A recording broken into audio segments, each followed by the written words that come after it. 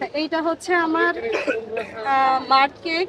এটা বেসটা যে তৈরি করছি ওইটা হচ্ছে চকলেট আর বাটার দিয়ে, তারপরে পুরো বেস তৈরি করা, আর পুরোটাই চকলেট গানাশ দিয়ে কোটিং করা। আচ্ছা আপু, এটা কয়টা সেলেক্ট করবেন?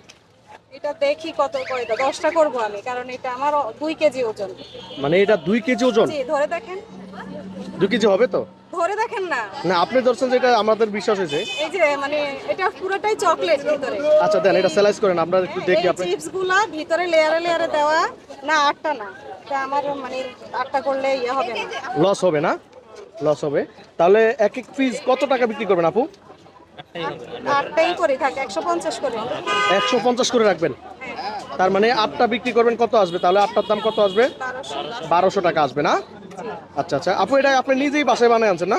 আমি নিজের হাতে গতকালকে থেকে দুপুর 2টা পর্যন্ত নিজের হাতে করা। কয়টা মাঝখান বানাইছেন? দিয়ে 6টা। মানে 6টা বানাইছি, আর এখানে কেক পুডিং 2টা আছে। ও আবার জার আছে। আচ্ছা, জার কেক। এই জারগুলো বিক্রি করছেন না? জি, এগুলো কত করে দিয়েছিলেন? 100। এগুলো 100 টাকা করে না? পরিমাণ মতো আছে তো? দেখেন না পরিমাণ মতো আছে কিনা। পরিমাণের থেকে বেশি আছে, আমি আবার কম দিতে পারি না। আমার থেকে যারা কেকের অর্ডার নেয়, আমার 1 পাউন্ড চাইলে 1.5 পাউন্ড হয়ে যায়।